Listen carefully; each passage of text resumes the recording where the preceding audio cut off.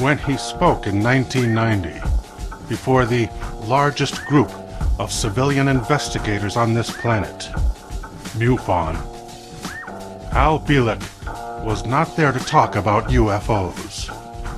Instead, he would reveal that he is living witness to the Philadelphia experiment, and also one of its experimental subjects.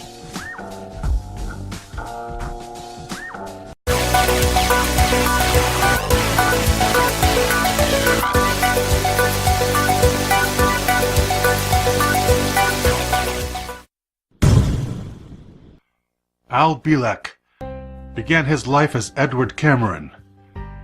In 1939, he and his brother, Duncan Cameron, both enlisted in the Navy at the same time. 4 years later, they were both assigned to the USS Eldridge, where the U.S. Navy would conduct a secret experiment to hide a battleship from enemy radar. The Eldridge was fitted with a special generator at the Philadelphia Naval Shipyard. The generator test rendered the ship almost invisible. Witnesses reported that a green fog appeared in its place. Aboard the ship, many crew members endured a nausea causing them to collapse. When the ship reappeared, some sailors were physically embedded in the metal structures of the ship, including one sailor who fell through the surface of the upper deck and was found on the level below, where his hand was fused with a steel bulkhead. Edward and his brother did not stick around to watch the carnage. They both jumped off the ship, expecting to swim to shore. Instead of immediately hitting the cold seawater, they were briefly suspended in hyperspace.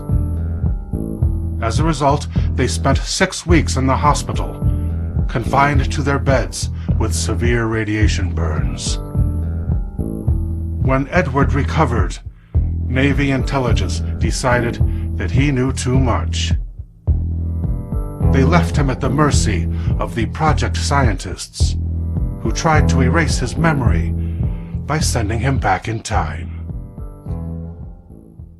When Edward Cameron was sent back in time, he began to age rapidly backwards, until a full-grown serviceman had been reduced to a 1-year-old boy. He was placed with the Bielek family and given the name Alfred, but he subconsciously retained knowledge from his previous life. Alfred's earliest memory was a Christmas day before learning to walk, yet he understood the conversation of all the adults around him. Later in high school, he was known as the walking slide rule, because he had the knowledge of an encyclopedia. As a young man, the Navy recruited him for a second time in 1956. This time, they wanted his superior intellect to continue research in the very program responsible for wiping his memory. In his absence, the time tunnel had been perfected, so he was able to live in California and work at an underground base in Long Island, teleporting between the two on a daily basis. Time travel was used for simple transportation by suspending the position of the traveler while the Earth rotated beneath him. The same principle could be used for travel to other planets, because the solar system also rotates. Bielek visited a human colony that will one day be established on Mars. The Milky Way galaxy rotates too, which allowed him to travel to alien planets, where he collected canisters of dark energy and light energy. He made several trips to the Earth's distant past, 100,000 years BC, to run the research station there. he traveled as far forward as the year 6037, where city skyscrapers were built as high as 2.5 miles, through the use of anti-gravity support every 300 floors. But after seeing a movie repeated on television in 1988 called The Philadelphia Experiment, he began to recover his own memories of the experiment itself. When he sought confirmation from his superiors in the U.S. Navy, he was dropped from the research program, a program now known as the Montauk Project.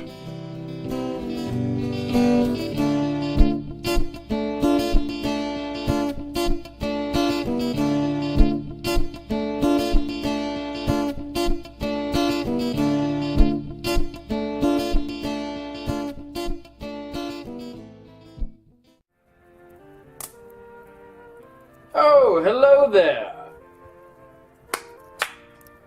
The Webster's Dictionary defines classy as having high standards of personal behavior.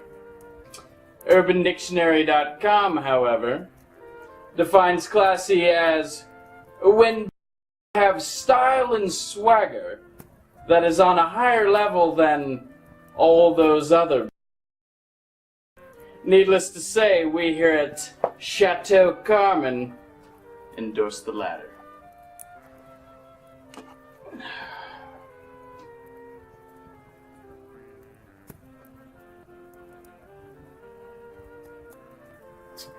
Oh, that is a good year. That is scrumptious.